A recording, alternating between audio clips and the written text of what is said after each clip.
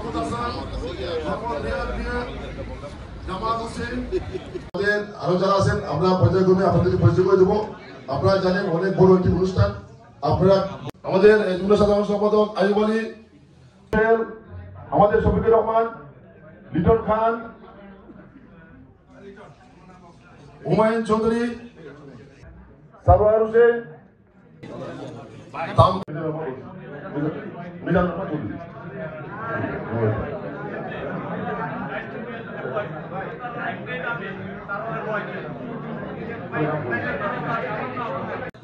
আমাদের মধ্যে সামাজিক ভাইরা যারা বুঝতে পারছেন আমাদের না প্লিজ অক্সিজেন কথা থামাবেন না।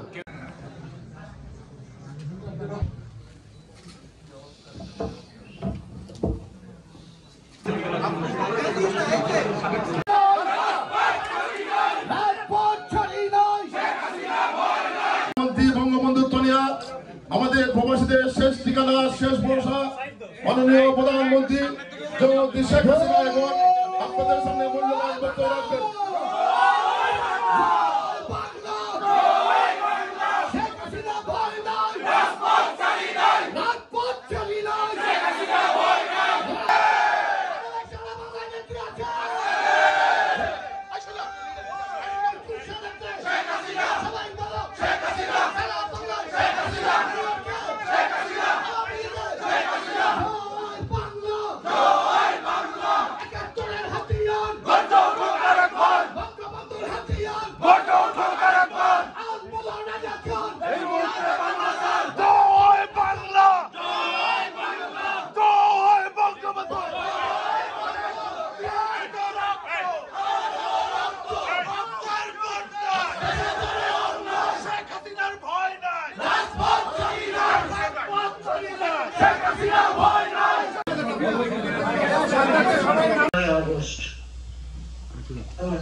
আমার বাবা, আমার বীর ভাই, আত্মীয় পরিবার, পরিজন, তাদেরকে ভাই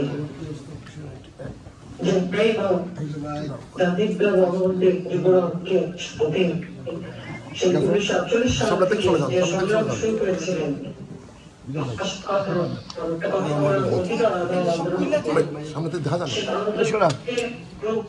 একাত্তরের মহান মুক্তিযুদ্ধে বিজয় যে নির্যাতন সহ্য করেছেন আমাদের অগণিত নেতৃত্বকর্মী, তারাও জাতির পিতা বঙ্গবন্ধু শেখ মুজিবুর সাথে ত্যাগ করেছেন। এই আত্মত্যাগের মধ্য দিয়ে আমরা পেয়েছি আমাদের স্বাধীনতা। এক প্রদেশ ছিল শোষিত বঞ্চিত মানুষ, দারিদ্র্যের সীমার নিচে প্রায় 80% উপরে মানুষ। তাদের উন্নত জীবনকে দুঃখী মাত্রা সুন্দর করে দেখতে গড়ে তুলে এটাই ছিল জাতির পিতা বঙ্গবন্ধু শেখ মুজিবের একমাত্র লক্ষ্য। আর সেই লক্ষ্য বাস্তবায়নের জন্য নিজের জীবনকে তিনি উৎসর্গ করেছিলেন। যে অত্যাচার নির্যাতন সহ্য করতে পেরেছিল এই পাকিস্তানের আমলে, যা ভাষায় বর্ণনা করা যায় না। মহান মুক্তিযুদ্ধ জাতির পিতা সেই 25শে মার্চ রাতে যখন পাকিস্তান হানাদার বাহিনী গণহত্যা শুরু করে, তিনি 26শে মার্চের প্রথম প্রহরী স্বাধীনতা ঘোষণা দেন 32 নম্বর রোডে বঙ্গবন্ধু ভবন থেকে। তাকে সারা দিয়ে তাতে সমগ্র জাতীয় অস্ত্র তুলে নেয়, যুদ্ধ শুরু করে। 7ই মার্চ 71 সালে তার ঐতিহাসিক ভাষণ, যে ভাষণের মধ্যে দিয়ে তিনি বলেছিলেন, এবারের সংগ্রাম আমাদের মুক্তির সংগ্রাম, এবারের সংগ্রাম আমাদের স্বাধীনতার সংগ্রাম। এবং ঘরে ঘরে দুর্গ গড়ে তুলে সবাইকে প্রস্তুত হতে বলেছেন। আওয়ামী লীগের নেতৃত্বে সারা বাংলাদেশে সেই সময় সংগ্রাম পরিষদ করে ওঠে।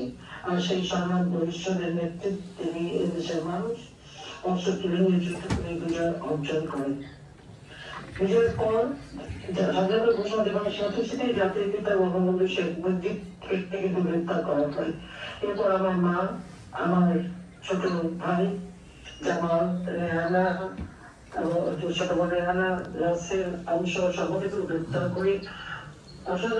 বর্তমান নামে এই 26 নম্বর একটা একতলা বাড়ি ছিল, সেখানে বন্দি করে রাখে। আর আমার আব্বাকে পাকিস্তানে কারাগারে নিয়ে যায়। শীত গ্রীষ্ম সেই সময় অষ্টমীয় কষ্টের মধ্যে দিয়ে তাকে মানবের জীবন কাটাতে হয়েছিল। আমাদের বাংলাদেশের জনগণ অস্ত্র হাতে নিয়ে যুদ্ধ করে মিত্র শক্তি সহায় বাংলাদেশকে শত্রু মুক্ত করে এই ডিসেম্বর মাসে। ডিসেম্বর মাসের 16 ডিসেম্বর আমাদের মুক্তিযুদ্ধের বিজয় অর্জিত হয়। তখনও কিন্তু আমরা বন্দি, আমার মা বন্দি, আমরা মুক্তি পাই 17 ডিসেম্বর। আমরা আজকে আমাদের যে 300 কোটি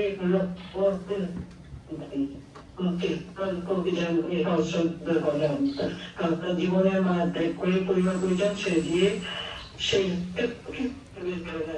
ঝাঁপিয়ে পড়ে এবং দেশকে আমি শ্রদ্ধায় ভারতের প্রধানমন্ত্রী শ্রীমতী গান্ধীকে এবং ভারতের জনপ্রতি এদিন এক কোটি মানুষ এই ভারতের প্রতিটি বাংলাদেশের মানুষকে সহযোগিতা করে মুক্তিযুদ্ধে। এছাড়াও পৃথিবীর বিভিন্ন নেপাল সেই সময় কান্ট্রি ছিল, স্ক্যান্ডিনেভিয়ান কান্ট্রি, এমনকি আমেরিকার জনগণ, ব্রিটিশ জনগণ সকলেই কিন্তু আমাদের মহান মুক্তিযুদ্ধে আমাদেরকে করে। আমি তাদের সকলকে আন্তরিক ধন্যবাদ জানাই এই মানুষের পাশে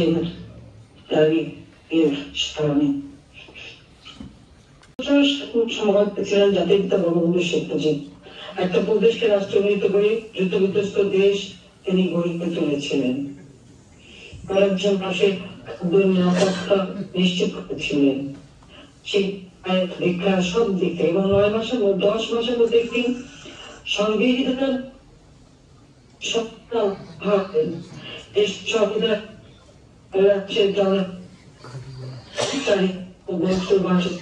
শিক্ষা সব কিছুর কথা বলা আছে। এমনকি পল্লী বিদ্যুতের কথা, রাস্তাঘাটের উদাহরণ, ঠিক শিক্ষক করে দেওয়া ক্ষমতা, প্রতিটি বিষয় কিন্তু সেখানে উল্লেখ আছে। এমনকি ক্ষুদ্র গোষ্ঠী, অনগ্রসর জাতি, তাদের যে অধিকার, সেই অধিকারের কথাও কিন্তু এই ক্ষুদ্র সংবিধানে সুন্দরভাবে উল্লেখ করা গেছে। আমাদের দুর্ভাগ্য 1975 সাল 15 আগস্ট জাতির জন্য একটা কর্মকর্মা দিন। সেদিন জাতির পিতা বঙ্গবন্ধু শেখ মুজিবকে হত্যা করা হলো। আর সেই সাথে আমার মা বেগম ফজিলাতুন্নেসা, আমার ছোট ভাই মুক্তিযোদ্ধা শেখ রহমান, ক্যাপ্টেন শেখ রহমান, মুক্তিযোদ্ধা লেফটেন্যান্ট শেখ জামাল, ছোট্ট রাসেল মাত্র 10 বছর বয়স, এত নির্মমভাবে হত্যা করে। কামাল নবপরিত সুলতানা রুজিকে হত্যা করে। আমার একমাত্র চাচা শেখ আবু নাসের মুক্তিযোদ্ধা, তাকে হত্যা করে। আমার বুবা জোরাব সানিয়াবাদ, তিনি মুক্তিযোদ্ধা সংগঠক ছিলেন, তাকে হত্যা করে। তার 13 বছর এই বেবি, 10 বছর ছিল আরিফ,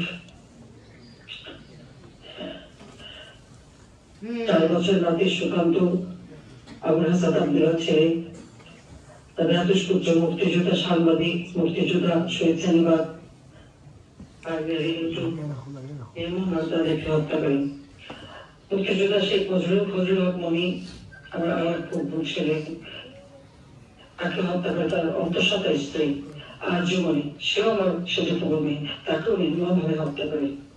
এরপর 3রা নভেম্বর ওই বছরই ঢাকা কেন্দ্রীয় কারাগারে যারা জাতির পিতার নেতৃত্বে মুক্তিযুদ্ধ পরিচালনা করেছিলেন, সৈয়দ নজরুল ইসলাম, তাজউদ্দিন আহমেদ, মনসুর আলী, কামরুজ্জামান, তাদেরকে জেলখানায় কারাগারে নির্মমভাবে হত্যা করেছিল।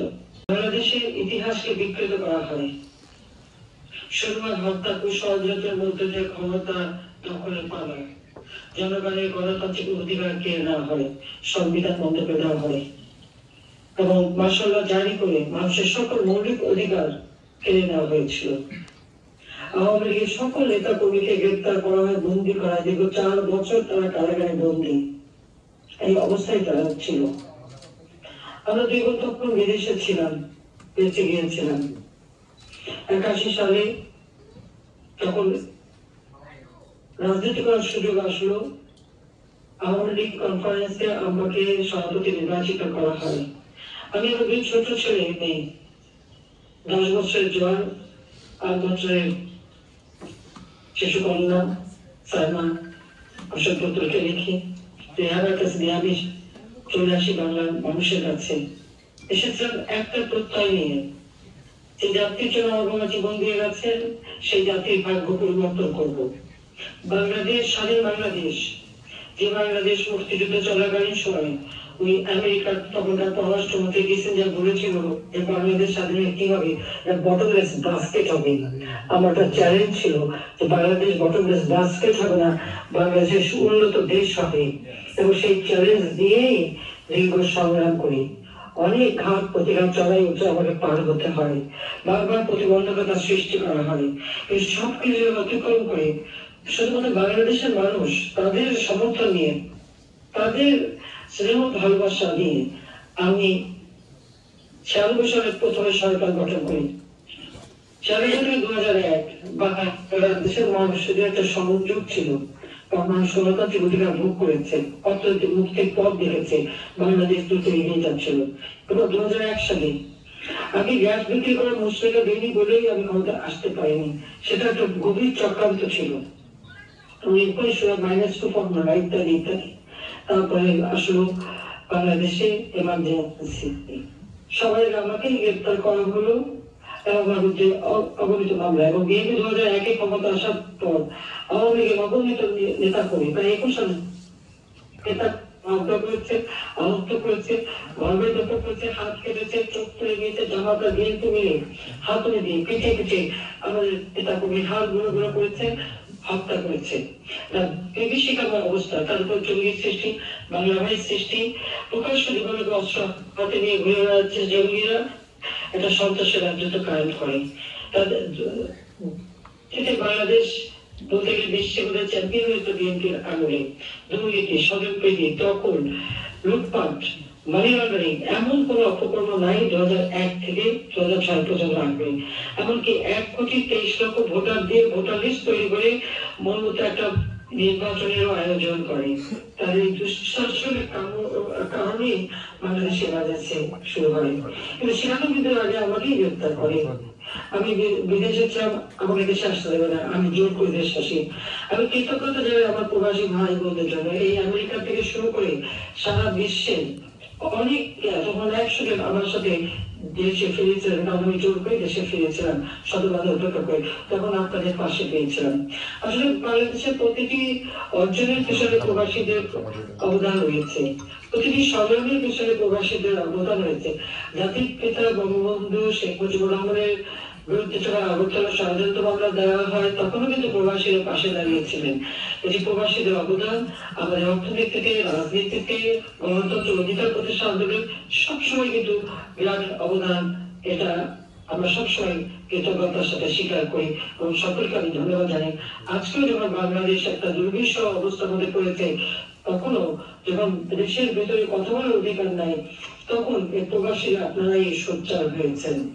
এবারেও আপনাদের সাথে কথা বলতে পেরে আমি সত্যি আনন্দিত।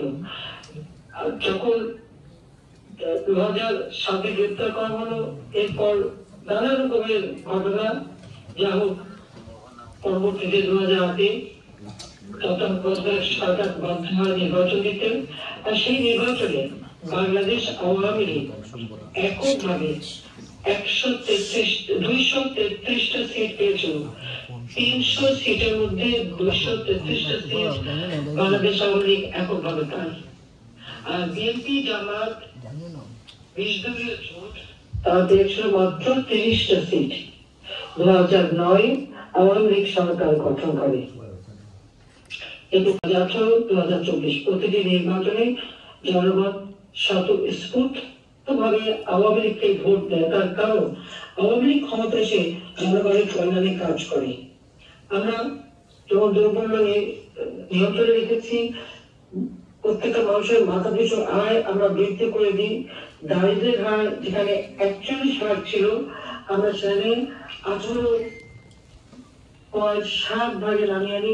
হয়তো দরিদ্র 25.1 ছিল, তা আমরা মাত্র 5 ভাগে নামিয়ে এনেছিলাম।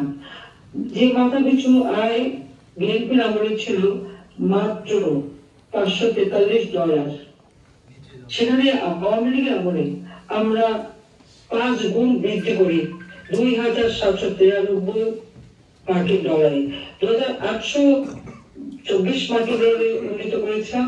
তবে কোভিড-19 অতিমারী এবং ইউক্রেন রাশিয়ার যুদ্ধের কারণে কিছুটা কমে 2,793 মার্কিন ডলার উন্নীত হয়।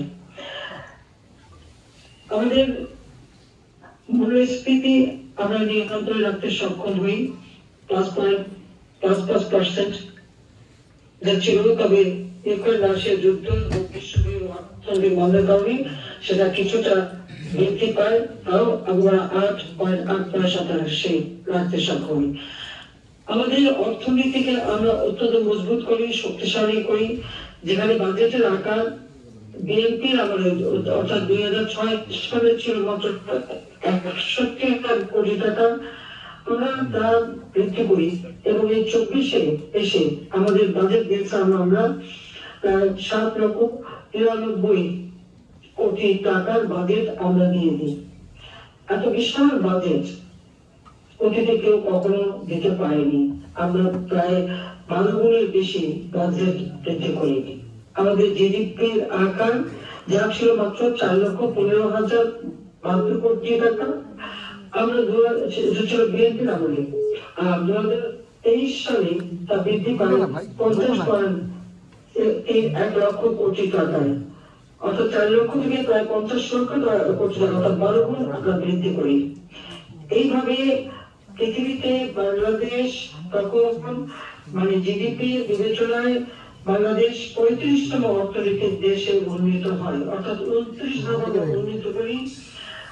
আমাদের লক্ষ্য ছিল যে 2021 সালের মধ্যে বাংলাদেশকে একটি ধাপে উন্নীত করব। আমি সাথে 2007 বন্দিখানায় তখনই আমি এটা লিখেছিলাম যে কিভাবে আমরা দেশকে উন্নত করব, এবং যেহেতু জাতির পিতার জন্ম শতবার্ষিকী 2020 সালে আমরা পালন করবো আর 2021 সালে স্বাধীনতার সুবর্ণ জয়ন্তী উদযাপন করব, তখন বাংলাদেশকে এক ধাপ করে বাংলাদেশের মানুষের সম্মান বৃদ্ধি করা, অর্থনীতি মজবুত করা, সেই লক্ষ্য নিয়ে আমরা কাজ করি এবং আমরা সফলভাবে তা করতে সক্ষম হই। আমরা 2021 সালে কিন্তু উন্নয়নশীল দেশের মর্যাদা পাই, অর্থাৎ সম্পন্নত দেশ হিসেবে জাতির পিতা রেখে গিয়েছিলেন 1975 সালে। এরপর কিন্তু বাংলাদেশের আর কেউ কখনো উন্নতি করতে পারেনি। একমাত্র আওয়ামী লীগ যখন ক্ষমতায় আসে তখনই বাংলাদেশ 2021 সালে যখন আমরা জাতির পিতার জন্ম শতবার্ষিকী এবং স্বাধীনতার সুবর্ণ জয়ন্তী উদযাপন করছি, সেই সময় আমরা উন্নয়নশীল দেশের মর্যাদা পাই। আমি জানি না আমাদের অপরাধটা কি ছিল, যেখানে মানুষের খাবারের কষ্ট ছিল না, উৎপাদন আমরা বৃদ্ধি করি, মানুষের মাথা পিছু আয় বৃদ্ধি করি, মাথা পিছু খাদ্যের নিশ্চয়তা আমরা দিই, মানুষের আয়ুষ্কাল যেটা ছিল মাত্র 59 বছর সেটা আমরা 73 বছর উন্নীত করি, সাক্ষরতার হার 45 ভাগ ছিল আমরা 78.8 ভাগে উন্নীত করি, বিনা পয়সায় বই বিতরণে ছাত্রদের বৃত্তি উপবৃত্তি দিই, যারা উপবৃত্তি দেয় শুধু তাই না, উপবৃত্তি ছাড়াও প্রধানমন্ত্রী একটা তহবিল আগে গঠন করে এই শিক্ষা সহায়তা তহবিল, সেই তহবিল থেকে আমরা আমাদের যারা উচ্চ শিক্ষা গ্রহণ করে দেশে বিদেশে গবেষণা করে তাদেরকে সহায়তা করি। বিজ্ঞান প্রযুক্তি মন্ত্রণালয় থেকেও গবেষণার জন্য বিশেষ বৃত্তি দেওয়া হতো, যাতে করে আমরা গবেষণা করে আমরা ধান উৎপাদন, তৈরি তরকারি, যা হয়তো শীতকালের সবজি আমরা 12 মাস যাতে পাওয়া যায় সেই ব্যবস্থা করি। আমরা খাদ্য উৎপাদন বৃদ্ধি করি, প্রতিটি মানুষের ঘরে ঘরে বিদ্যুৎ দিই, যেখানে মাত্র 2006 সালে 3000 মেগাওয়াট বিদ্যুৎ ছিল, আমরা 28,562 মেগাওয়াটে উন্নীত করি। অর্থাৎ আমাদের শতভাগ মানুষ বিদ্যুৎ সুবিধা পায়। আজকে সে ঘরে ঘরে বিদ্যুৎ নেই। এখন কেন, কিভাবে বিদ্যুৎ বন্ধ করলো ইউনিট সরকার আমাদের জানা নেই। আমরা সবসময় আমাদের দেশে যেন বিনিয়োগ আসে সেই ব্যবস্থা আমরা নিয়েছিলাম, যার ফলে আমাদের বিনিয়োগ বৃদ্ধি হয়েছিল এবং বাংলাদেশের ভাবমূর্তি যেহেতু সারা বিশ্ব উন্নীত হয়েছিল, সেহেতু পৃথিবীর বিভিন্ন দেশ বিনিয়োগের জন্য বাংলাদেশকে বেছে নেয় এবং বাংলাদেশে আসে। অর্থাৎ 2009 থেকে 2024 সাল পর্যন্ত বাংলাদেশের যে উন্নতি, যার ফলে 2024-এর 5 জানুয়ারি যে নির্বাচন হয়, বাংলাদেশের জনগণ স্বতঃস্ফূর্তভাবে আওয়ামী লীগকে ভোট দেয়। আওয়ামী লীগ নির্বাচন যদিও বিএনপি জামাত জোট তারা বয়কট করে, কিন্তু জনগণের স্বতঃস্ফূর্ত অংশগ্রহণে আমরা সফলভাবে নির্বাচন করতে পারি। তখন থেকেই শুরু হয় চক্রান্ত, ষড়যন্ত্র। আর এই ষড়যন্ত্রের ফলে আজকে আমরা কি দেখি? কথায় কথায় কোটা সিস্টেম 2018 সালে এই আন্দোলন শুরু হয়েছিল, আমি তখন কোটা বন্ধ করে দিই। তখন একটা জিনিস লক্ষ্য হয়েছিল যে এদের সব ক্ষোভজন মুক্তিযোদ্ধাদের উপর, যারা নিজেদের বুকে রক্ত দিয়েছে, যারা মুক্তিযুদ্ধে অংশগ্রহণ করে এক একটা অঙ্গহানি হয়েছে, পঙ্গু হয়েছে, কত পরিবার তাদের জীবন দিয়ে গেছে, তারা সেইভাবে যদি যুদ্ধ না করতো তাহলে এই দেশ কি স্বাধীন হতো? আজকে বাংলাদেশ স্বাধীন, আমাদের পতাকা, আমাদের সকলে প্রবাসীরা পাসপোর্ট পাচ্ছে, দেশে বিদেশে কাজের সুযোগ পাচ্ছে, বিদেশে যেতে পারছে।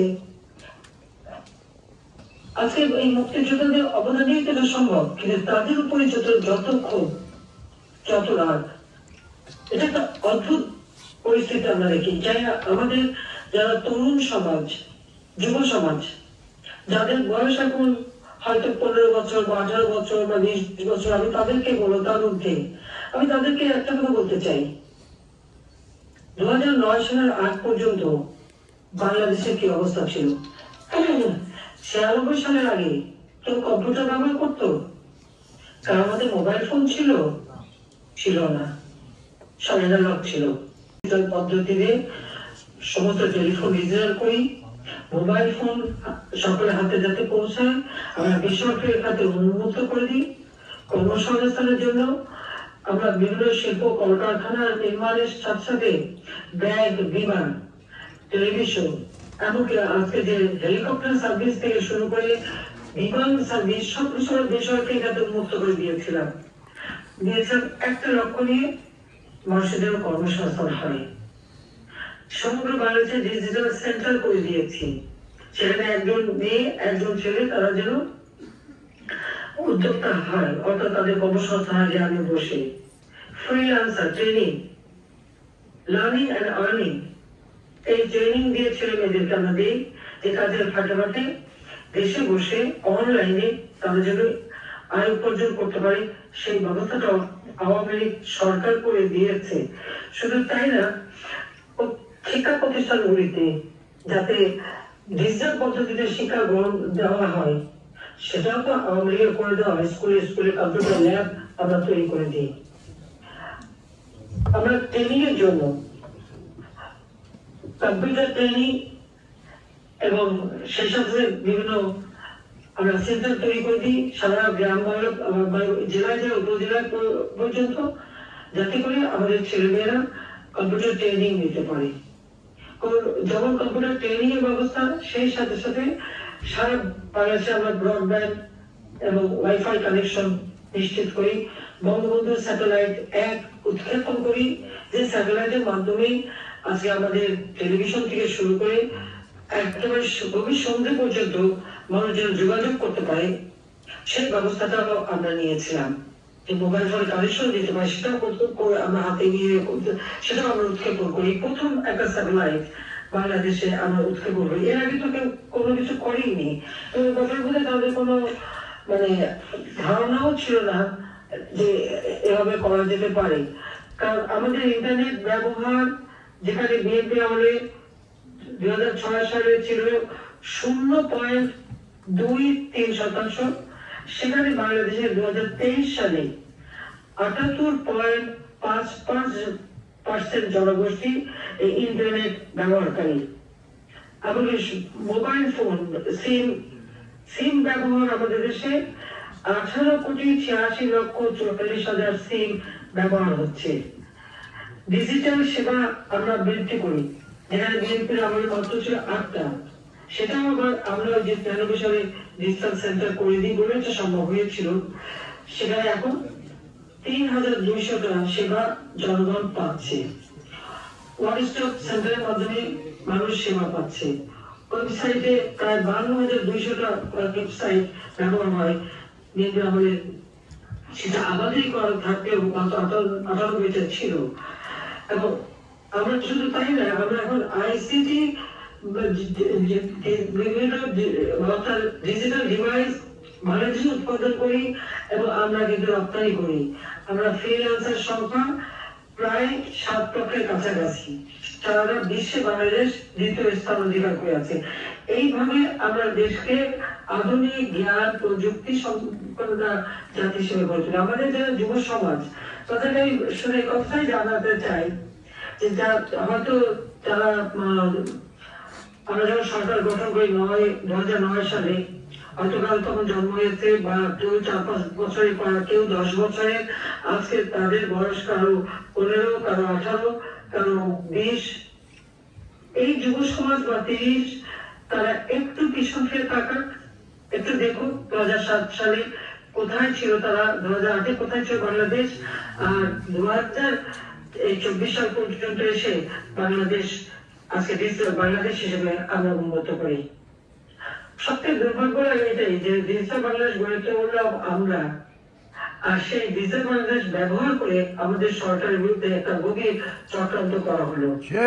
ফেসবুকের মাধ্যমে অনলাইনে নানা ধরনের অপপ্রচার করে মানুষকে বিভ্রান্ত করা, যুব সমাজকে বিভ্রান্ত করা। যে কোটা আমি বাতিল করে দিয়েছিলাম, কোর্টে একটা রায় হয়। সেই রায় হওয়ার পরপরই সরকারের পক্ষ থেকে আবার উচ্চ আদালতে রিট করে সেই কোটা স্থগিত করতে দেয়। 2007-এ ছাত্ররা আন্দোলন শুরু করে। আমরা তো পুলিশদের তাদেরকে উৎখাত করে দেয়নি। 2011 জুলাই মাসের 11 তারিখে তো কোটা বন্ধ হয়ে যায়, তখন তো কোটা কোনো ইস্যুই ছিল না। তারপরে তার সঙ্গে আলোচনা করি, সব দাবি মেনে নিই। দাবি যখন সব মানা হয়ে গেল, তখন তার এক দফা দাবি, কেন আমাকে ক্ষমতা থেকে বের করতে হবে।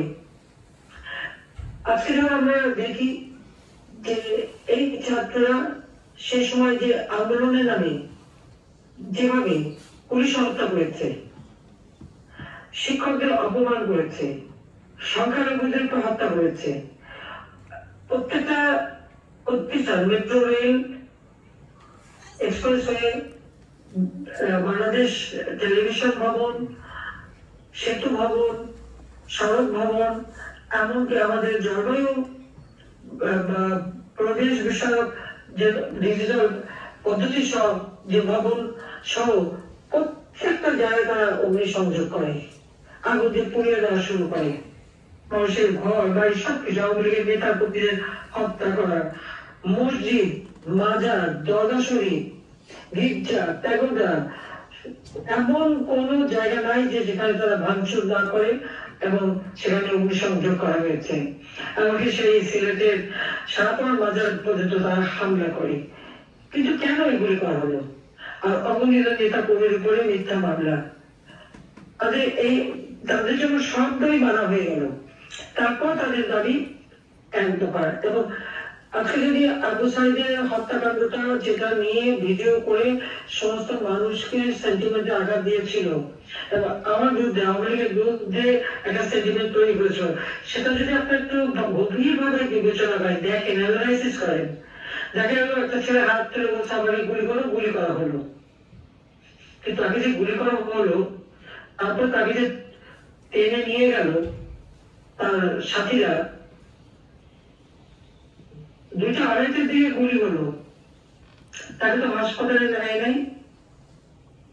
একটা গুলি খাওয়া মানুষকে তো সাথে সাথে হাসপাতালে নেবে, তার চিকিৎসা দেবে, গুলিটা বের করে তাকে বাঁচাবার চেষ্টা করবে। সেটা কি তারা করেছিল? করেনি। হাসপাতালে নিল রাত 8টার দিকে। আমার প্রশ্ন, সে যদি পুলিশ গুলি করেছিল রাবার বুলেটে সে তার আঘাত পেয়েছে, এটা ঠিক, কারণ রাবার বুলেট কিন্তু মানুষ মারে না। এবং তাকে যে গুলি করার কথা বলা হচ্ছে ভিডিও, ওই ভিডিওটা ভালো গভীর ভাবে দেখেন তো। একটা গুলি খাওয়া কেউ পড়ে যায় মাটিতে, সেই জায়গাটা তো রক্তাক্ত থাকবে, সেখানে কিন্তু কোনো রক্তের চিহ্ন নেই। আরেকটা ভিডিওতে আমরা দেখেছি যে ছেলেটা যখন ওই আন্দোলনকারীরা যখন পুলিশকে ঢিল ছুটছে এবং এই লাঠি দিয়ে পেটাচ্ছে, পুলিশ পিছনে পড়ে যাচ্ছে, এবং এই আবু সাইদ আগে সামনে এগিয়ে যাচ্ছে, তখন একটা ঢিল এসে তার মাথায় পড়ে, মাথার পিছনে পড়ে। সাথে সাথে সে হাত দেয় এবং সেখানে রক্ত ধারা তার ঘাড়ে। পুলিশ সামনে, ঢিল পড়লো পিছনে মাথার উপর। এরপরে ওই যে ভিডিওটা তারা দেখালো সেই সময়, সেটা হলো সে দাঁড়িয়ে আছে, হাত তুলে, পুলিশ গুলি করলো, সে পড়ে গেল। তাহলে এই আমার ওই প্রশ্নটার উত্তর কি কেউ দেবে? তার কেন হাসপাতালে দেওয়া হয়নি, কেন চিকিৎসা করা হয়নি?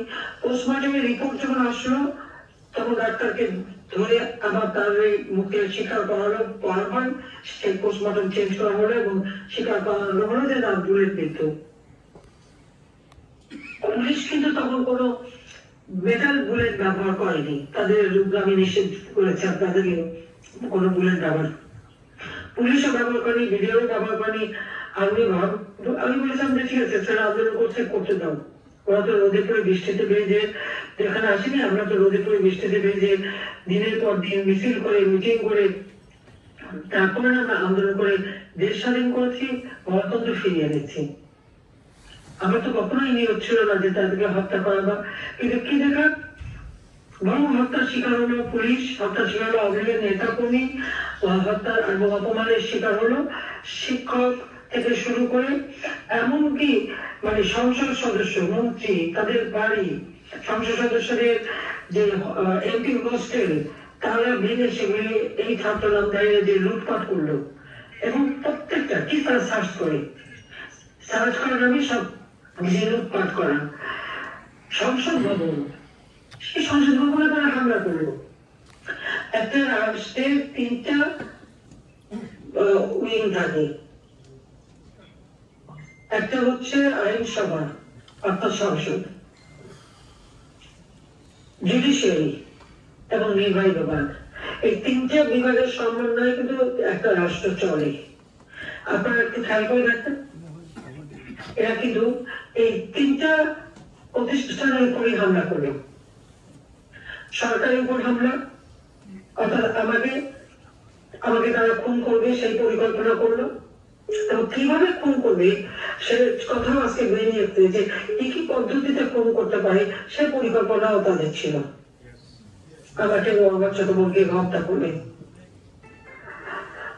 আমি তো রক্তপাত চাইনি।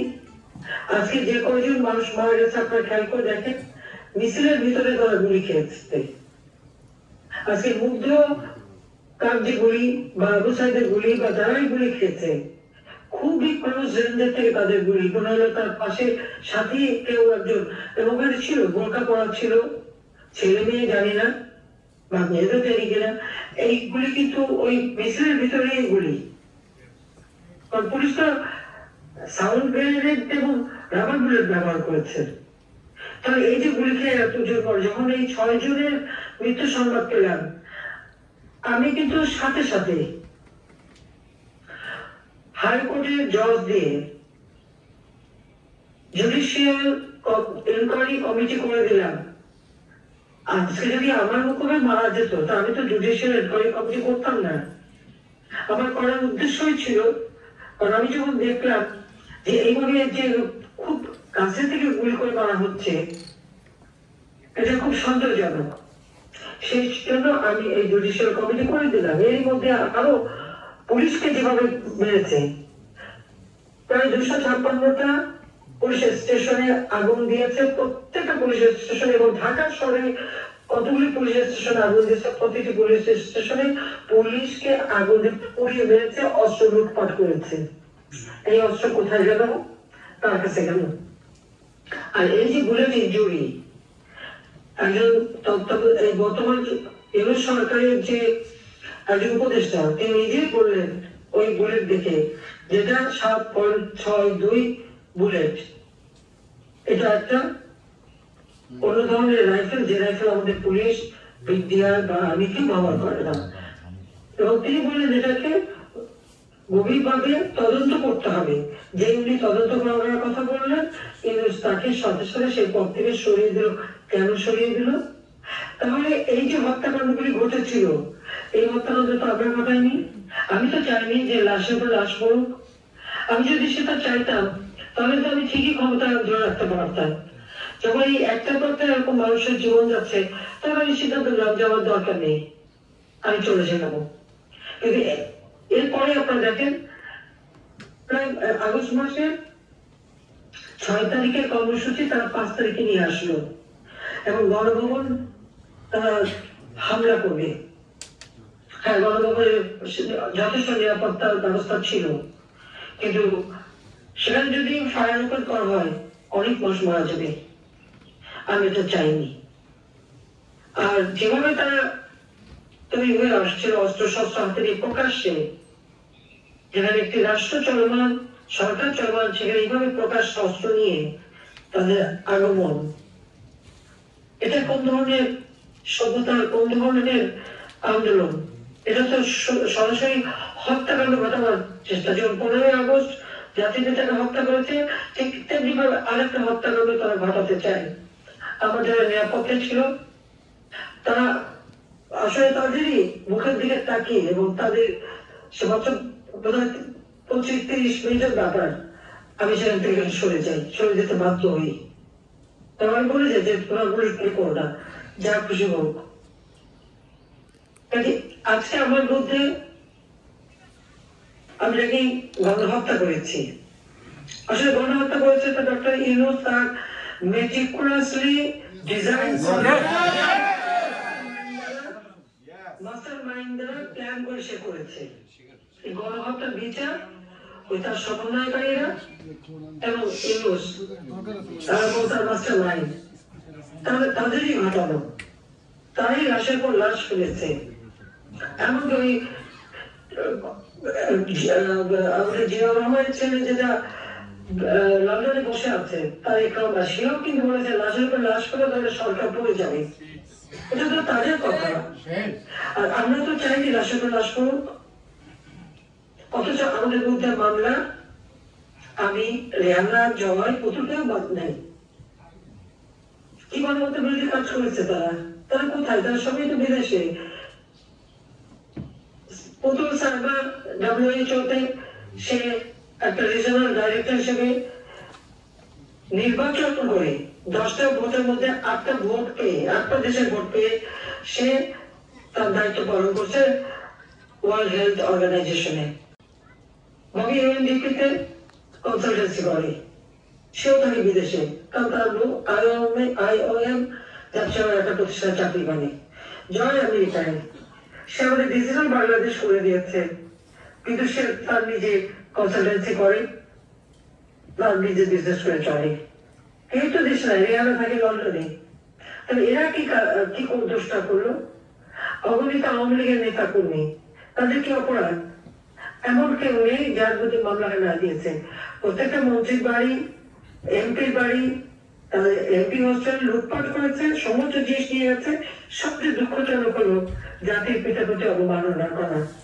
এখন বঙ্গবন্ধু স্মৃতি জাদুঘর ধানমন্ডি 32 নম্বরের বাড়িটা তো আমরা 2 গুণ ভোগ করতে নেইনি, আমরা তো তার জনগণকে দিয়ে দিয়েছিলাম। তখন আমার বাবা সারাদিন জনগণের জন্য কাজ করেছে। ওই বাড়ি থেকে স্বাধীনতার ঘোষণা, ওই বাড়ি থেকে সকল আন্দোলন সংগ্রাম, ওই বাড়ি থেকে 71 সালে অসহযোগ আন্দোলন, এরপর মুক্তিযুদ্ধের আহ্বান, স্বাধীনতার ঘোষণা জাতির পিতা দিয়েছিলেন।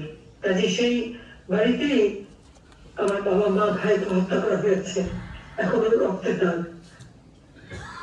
কাজে ওই বাড়িতে আমরা ভোগ করতে নেইনি, জীবন আমরা জনগণকে দান করে দিয়েছি ট্রাস্ট করে। আর সেই ট্রাস্ট স্মৃতি জাদুঘর করেছি, আর ট্রাস্টের মাধ্যমে আমরা আমাদের বহু মানুষকে আমরা সহযোগিতা করি। প্রায় 1400-1500 ছাত্র ছাত্রীদেরকে আমরা বৃত্তি দিই। গ্রেনেড হামলায় যারা আহত এবং নিহত পরিবারকে সাহায্য করে, আহতদের এখনো আমরা তাদেরকে আর্থিক সহায়তা দিই। আওয়ামী লীগের নেতা কর্মী বা যখন যে আসে তাদেরকে সাহায্য করি। কোভিড-19-এর সময় এই কোভিড ফান্ডে 5 কোটি টাকা দিয়েছি। জাতির পিতার জন্মশতবার্ষিকী হিসেবে আশ্রম প্রকল্পের মাধ্যমে ভূমিহীন গৃহহীনদের জন্য আমরা ঘর করে দিচ্ছি। আমি সিদ্ধান্ত নিলাম বাংলাদেশে একটি মানুষও ভূমিহীন থাকবে না, তাদের আমরা বিনা পয়সায় 2 কাঠা জমি এবং ঘর করে দেবো। আমরা সেখানে একটা ফান্ড তৈরি করি জমি কেনার জন্য। আমরা ট্রাস্ট থেকে বঙ্গবন্ধু মেমোরিয়াল ট্রাস্ট থেকে 5 কোটি টাকা দিয়ে ফান্ড করে যেখানে যেখানে জমি পাওয়া যেত না সেখানে জমি কিনে এই ভূমিহীনদের ঘর করে দিই। 58টা জেলা ভূমিহীন গৃহহীন মুক্ত আমরা করেছিলাম যে বাংলাদেশে একটি মানুষ থাকবে না গৃহহীন ভূমিহীন থাকবে না। দুর্ভাগ্যের বিষয় তারা যে শুধু আওয়ামী লীগের নেতা কর্মীর উপর হামলা করছে তা নয়, মুক্তিযোদ্ধাদের উপর হামলা করছে সেটা নয়, বঙ্গবন্ধু ভবন পুড়িয়েছে। এর থেকে দুঃখের আর কি থাকতে পারে? যেহেতু যে স্মৃতিটুকু নিয়ে আমরা দুর্গম বেঁচেছিলাম সেই স্মৃতিটুকু সম্পূর্ণ পুড়িয়ে শেষ করে দিল। এবং সেখানে তারা রোগী ডান্স করে আগুন দেয়। আর যেভাবে জাতির পিতাকে তার গোড় ভাঙা এবং তার উপরে অবমাননা করা, যাদের ভিতরে এতটুকু রক্ত আছে বাংলাদেশের মুক্তিযুদ্ধের এতটুকু চেতনা আছে, তারা কি এটা সহ্য করতে পারে? সেজন্য বললাম যে আমাদের তরুণ সমাজ, যুব সমাজ তাদের কাছে জানতে হবে যে বাংলাদেশ কোথায় ছিল আর আমরা কোথায় কত উন্নত করেছিলাম। আওয়ামী লীগ না আসলে তো বলে এটা হতো না।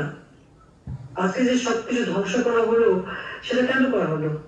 এই কারণে বলা হয় পেছনে যে নিত্য প্রয়োজনীয় জিনিসের দাম বেড়েছে সেই জন্য মানুষ বিক্ষুব্ধ। এখন কি অবস্থা? আমাদের সময় তো খাবার পেত। 1 কোটি পরিবারকে আমরা কার্ড দিলাম মাত্র 30 টাকা কেজিতে চাল, আর 58 লক্ষ পরিবারের জন্য করেছিলাম মাত্র 15 টাকায় 15 কেজিতে চাল কিনতে পারবে। বয়স্ক ভাতা, বিধবা ভাতা, প্রতিবন্ধী ভাতা, মুক্তিযোদ্ধা ভাতা দিয়েছি, সব বন্ধ। 43 লক্ষ কার্ড বাতিল। ওই টাকাটা মেরে খেয়েছে, আর কিচ্ছু না। ওই রোজগার মেরে খেতে এটা বাস্তব। আমার ওখানেই কথা যে আজকে যে অত্যাচার নির্যাতন চলছে এবং অবমাননা করা, শিক্ষকদের গলায় জুতার মালা পরানো ছাত্রছাত্রীদের, পুলিশকে মেরে পা বেঁধে ঝুলিয়ে রাখা, আওয়ামী লীগের নেতার সেই গাজীপুরের জুয়েল, আমাদের বিচিরাজা সাধারণ সম্পাদক সহ অগণিত নেতা কর্মীকে হত্যা এবং পা বেঁধে উপর দিকে ঠিক মানে একটা কষার দোকানে যেমন পা বেঁধে ঝুলে রাখে, এই ছাত্র নামধারীরা, অস্ত্রধারীরা এবং ইউনুসের এই মাস্টার মাইন্ডরা ওইভাবে ঝুলিয়ে রেখে পুলিশকে আওয়ামী লীগের নেতা কর্মীকে হত্যা করেছে এবং নির্যাতন করেছে। এটা কোন ধরনের কথা? একটা অন্তঃসত্ত্বা পুলিশ কনস্টেবল মাপ চেয়েছে, ভাই আমাকে মাপ করে, আমার পেটে বাচ্চা আমাকে মারবে, তাকে পিটিয়ে পিটিয়ে নিয়েছে। পিটিয়ে মারো গত কয়েকদিন আগে মারলো। তারপর হিন্দু, বৌদ্ধ, খ্রিস্টান কাউকে তো বাদ দেয়নি। প্রত্যেকে 11টা গির্জা ভেঙেছে, মন্দির ভেঙেছে, বুদ্ধ মঠ ভেঙেছে এবং হিন্দুরা যখন আন্দোলন করলো সেই ইসকনের লিডারকে গ্রেপ্তার করেছে এবং আওয়ামী লীগ অত্যাচার শুরু করেছে তাদের উপর। এই মানে সংখ্যালঘুদের উপরে এই অত্যাচার কিসের জন্য? কেন তাদের উপর এইভাবে নির্মম ভাবে তাদের অত্যাচার করা হচ্ছে এবং তাদের উপর হামলা করা হচ্ছে? সেটাই তো প্রশ্ন। একদিকে সংবাদের রঙে ক্ষমতা গেছে, জোরে ছিল ক্ষমতায়, কি বলছে তার বিরুদ্ধে দুর্নীতি মামলা হয়েছিল 6টা, সাথে সাথে সেই মামলা বাতিল। 666 কোটি টাকা তার কাছে ট্যাক্স, কারণ কি কোনো সম্পত্তি এত ট্যাক্স আর করতে, সেই ট্যাক্স সে দেবে না, সেটাও মানে বাতিল করে দেওয়া হবে। আবার অন্যকে বলে তুমি ট্যাক্স ব্যবসা বাণিজ্য করে তোমার ইন্ডাস্ট্রি থেকে শুরু করে এত কিছু, আর সেখানে তুমি অন্যদেরকে বলো ট্যাক্স দিতে, এটা কথা বলতো। আজকে একটা মানুষকে অপমান করতে করতে এমন জায়গায় সংসদ ভবন যেমন আক্রমণ, সেই সাথে সাথে প্রধান বিচারপতি লাঠি সরকার নিয়ে তার বাড়ির আক্রমণ এবং হাইকোর্টের আক্রমণ। বিএনপি জামাত যারা ছিল তারা এই কথা ভুলে যায় কেন? দিন এভাবে থাকে না, দিন পরিবর্তন হয়। কিন্তু এই যে লাঠি সরকার নিয়ে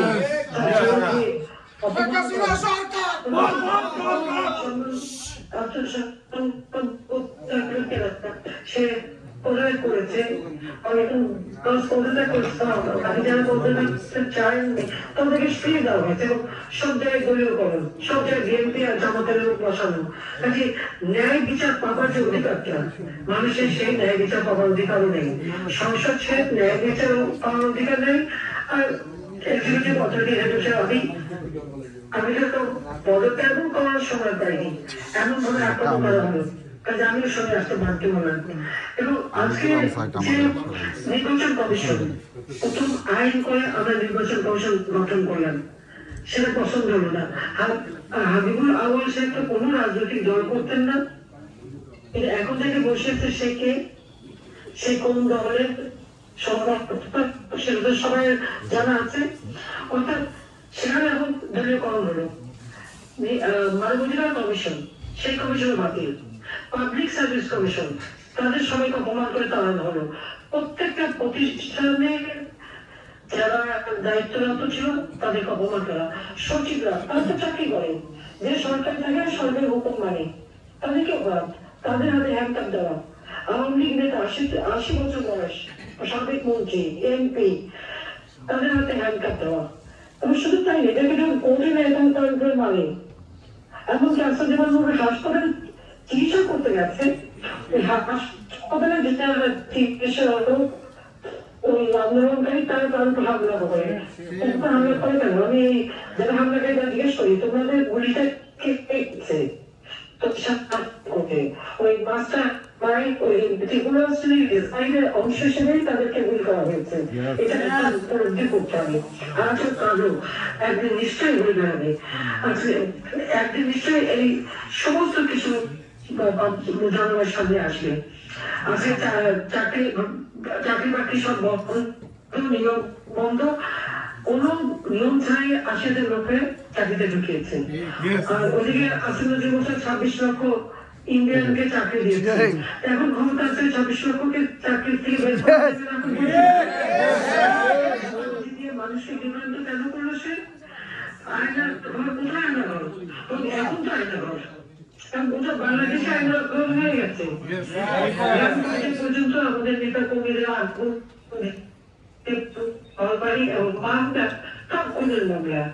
মামলা দায়ের করা হয়েছে, তাতে প্রায় কয়েক লক্ষ আসামি। নারী নির্যাতন চলছে সমানে, প্রায় ২,০০০-এর মতো নারী নির্যাতন মাত্র ২ মাস, সেপ্টেম্বর অক্টোবরের মধ্যে প্রায় ২,০০০ মতো নারী নির্যাতন হয়েছে। পুলিশকে আক্রান্ত, পুলিশ তো আক্রমণের শিকার প্রায় ৩,০০০-এর মতো পুলিশ হত্যাই করেছে তারা পিটিয়ে। ৪০ জন আনসারের কোনো খবর নাই, গুম হয়ে গেছে। চুরি ডাকাতি যেভাবে বেড়ে গেছে, কোন মানুষ শান্তিতে থাকতে পারে না, নিরাপদে ঘুমাতে পারে না, নিরাপদে চলতে পারে না। ছিনতাই, খুন প্রতিদিন, এমনকি একজনের কানের দুল ছিঁড়ে দিয়ে গেছে, সে কানটা কেটে গেছে। এইরকম একটা অরাজকতা, মানে ছিনতাই, অপহরণ, দেশে অস্ত্রতে মহড়া, খুন, ধর্ষণ প্রতিনিয়ত সারা বাংলাদেশে চলছে। আর জিনিসের দাম, প্রত্যেকটা জিনিসের দাম এমন ভাবে বেড়ে গেছে। ৭০-৮০ টাকা কেজি চাল, আলু, পেঁয়াজ, তরকারি সব।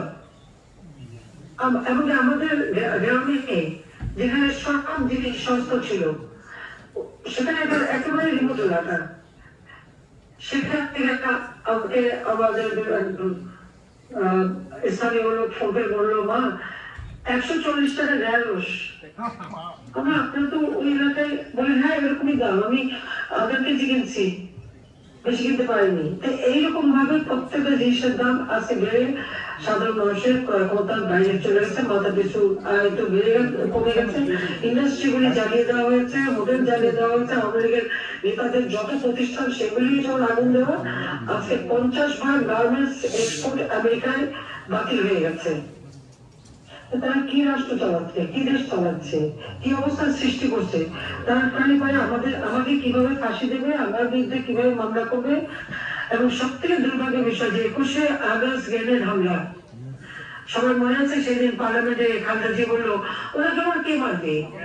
যারা নেতা, তাদের বিএনপি নেতা কর্মীদের কথা, আমি নাকি গ্রেনেড উল্লেখ করে গ্রেনেড দিয়ে মেরেছি। ১১টা গ্রেনেড মারা হলো, তাহলে ১১টা ফুটলো।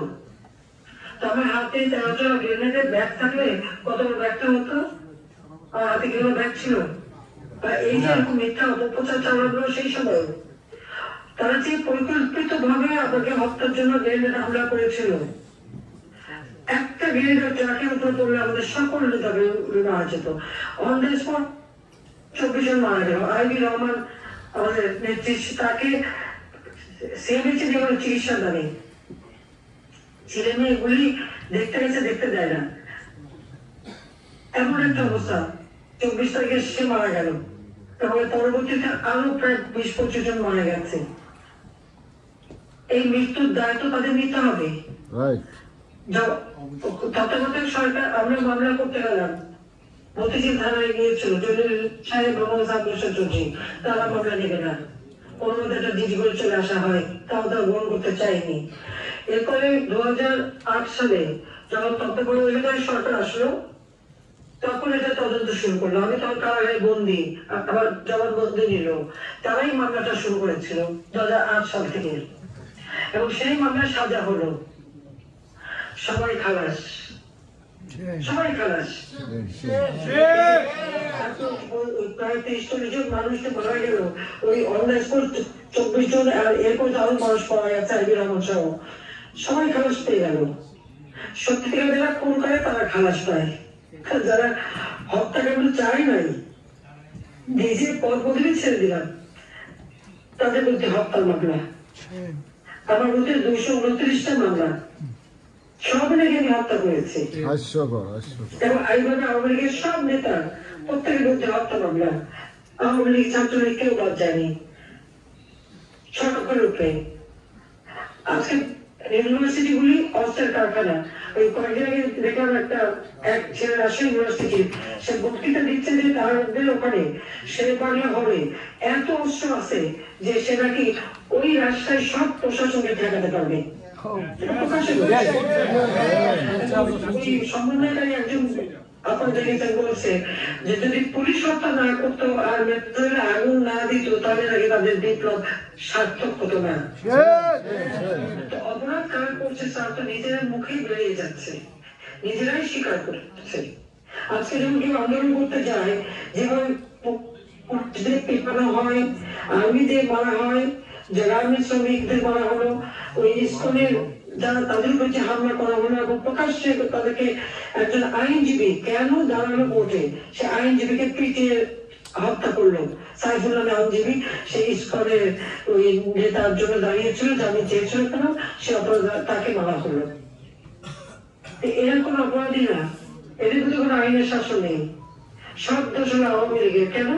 তার কারণ আওয়ামী লীগ জাতির পিতা বঙ্গবন্ধু শেখ মুজিবুর নেতৃত্বে দেশের স্বাধীনতা নিয়েছে, আর যারা এগুলি করছে তারা তো স্বাধীনতা বিশ্বাস করে কিনা সেটাই সন্দেহ, কিন্তু ভোগ করে তারা।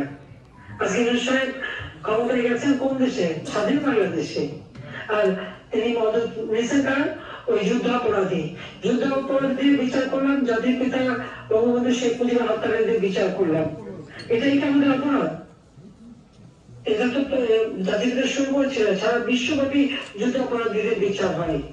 আজকে যে ট্রাইব্যুনাল আমরা করেছিলাম, আন্তর্জাতিক ট্রাইব্যুনাল, যুদ্ধ অপরাধীদের বিচার করেছি, ওই যুদ্ধ অপরাধীর যিনি মানে ডিফেন্সে ছিলেন সে হয়ে গেছে চিফ প্রসিকিউটর। আর জামাত যে একটা নতুন আরেকটা পার্টি করেছিল, এই পার্টি, সেই পার্টির প্রেসিডেন্ট হলো এই আইসিটির চেয়ারম্যান।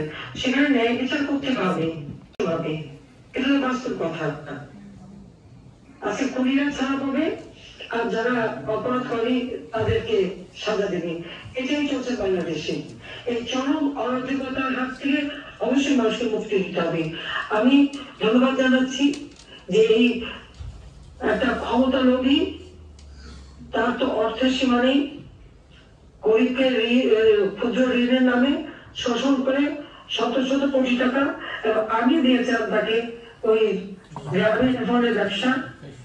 গ্রামীণ ব্যাংকে আমি 400 কোটি টাকা দিয়েছিলাম গ্রামীণ ব্যাংক চালানোর জন্য, সবকিছু চুরি করে নিয়ে এখন সেই সমস্ত টাকা ব্যবহার হচ্ছে। সারা বিশ্বব্যাপী সে যে ব্যবসা করে বেরিয়েছে, কোথা থেকে টাকা পেয়েছে? সে বিদেশে এত নোবেল প্রাইজ পেয়েছে গ্রামীণ ব্যাংক, অর্ধেক টাকা তো গ্রামীণ ব্যাংকে পাওয়ার কথা, সে তো সেটাকেও দেয়নি। আজকে সারা বাংলাদেশ হচ্ছে একটা সন্ত্রাসের দেশ, অগ্নিসন্ত্রাস, পুলিশ থেকে শুরু করে অর্থনীতি সম্পূর্ণ ধ্বংস হয়ে গিয়েছে। উন্নয়নশীল দেশের মর্যাদা পেয়েছেন, ওদের সেটাও ধরে রাখতে পারবে না, সমানে টাকা ছাপাচ্ছে, 22,000 কোটি টাকা ছাপিয়ে দিল আমাদের 16 বছরে আমরা ছাপিয়েছিলাম 60,000 কোটি টাকা, 16 বছরে। আর মাত্র 3 মাসের মধ্যে 22,000 কোটি টাকা ছাপানো, আরো দুর্ভাগ বাড়বে। এটা হচ্ছে বাস্তবতা। আমি আমার আমেরিকায় যারা এখানে মিটিংটা আয়োজন করেছেন, আমি ধন্যবাদ জানাই। যারা বিজয় মাস 1 ডিসেম্বরে আপনারা এই সভা করছেন, আপনাদের সাথে কথা বলতে পারে আমি অত্যন্ত আনন্দিত। আমি আজকে মন করে অনেক কথা ইতিহাসটা একটু আমি বললাম এই কারণে যে আমাদের তরুণ সমাজ হাতে মোবাইল, বিশ্ববাজারের হাতে, এটা যে আওয়ামী লীগের অবদান সেটা ভুলেই গেছে। আজকে যে ফেসবুক ব্যবহার করে এটা আওয়ামী লীগের অবদান, এটা ভুলে গেছে তারা।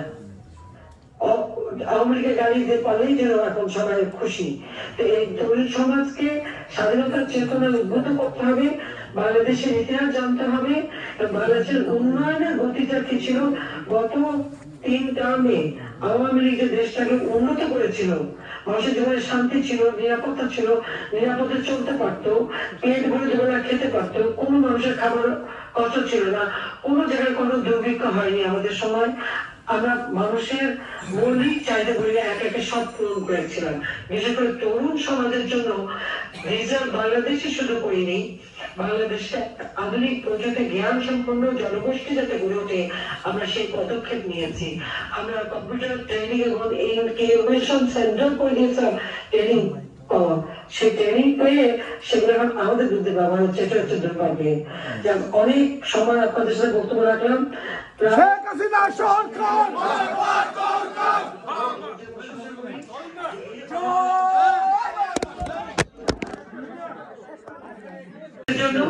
এই হত্যাকাণ্ডের জন্য ইউসি দায়ী, একদিন ইনশাআল্লাহ সত্য অনুচ্ছেদে আছে প্রজাতন্ত্রের মালিক জনগণ। সত্য অনুচ্ছেদের পর্যায়ে আছে কেউ যদি ক্ষমতা অবৈধভাবে দখল করে তার বিচার হবে। যারা অবৈধভাবে হত্যা করে, ষড়যন্ত্র করে, চক্রান্ত করে, মানুষ এবং সরকার উপজেলা হত্যা করে যে ক্ষমতা এসেছে, একদিন তার বিচার ইনশাআল্লাহ বাংলার মাটিতে হবে। এবং আমি তো সহজকে বলবো যে তার জন্য একটু সংবেদনশীল আসছে। বাংলাদেশটা স্বাধীনতার ইতিহাসটার জন্য তারা জানার চেষ্টা করে যে কত ত্যাগের মধ্য দিয়ে আমরা স্বাধীনতা অর্জন করেছি এবং তারা এটা ভোগ করছে। কাজে আমাদের ওই প্রবাসীদেরকে বলবো, আমাদের অর্থনীতিতে, আমাদের আন্দোলন সংগ্রামে, আমাদের প্রতিটি অর্জনে, সংগ্রামে, স্বাধীনতায় প্রবাসীদের অবদান অনস্বীকার্য। তাদের আমরা শ্রদ্ধার সাথে এই অবদান আমি স্মরণ করি। সবাই ধন্যবাদ জানাই, আন্তরিক ধন্যবাদ জানাই আপনাদের সকলকে। এবং আপনারা যে রেকর্ড করেছে এটা কিন্তু আপনার ইচ্ছা মতো দিতে পারেন, এটা প্রচার করতে পারেন।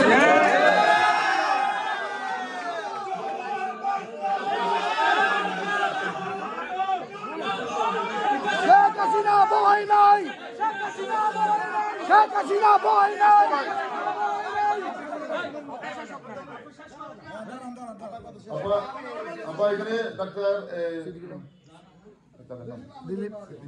দিলীপ নাথ এখানে আছেন, আমাদের ডক্টর প্রদীপ কুমার আছেন, যুক্তরাষ্ট্র আওয়ামী লীগের সভাপতি সিদ্দুর রহমান সাহেব আছেন, আব্দুল সামাদ আছেন, ডক্টর মাসুদুল হাসান আমার সাথে আছেন, আমাদের মোহাম্মদ ইউসুফ দিকে আব্দুল হাসিম মামুন, গাজী লিটন বা ডক্টর বাতেন, আমাদের নুরুল আমিন বাবু, হাজিয়ানা, নুরুল হোসেন জো, রবীন্দ্র রব্বি, দুরান বিল্লাহ, ইমদাদ ভুইয়া, আমাদের আমাদের সভাপতি সঞ্চল রথীন্দ্রনাথ রায়, জনাব জয়, আমাদের প্রবীণ চৌধুরী, রাম সরকার, আইয়ুব আলী, আমাদের সদস্য নেতা ভূমিকা উপস্থিত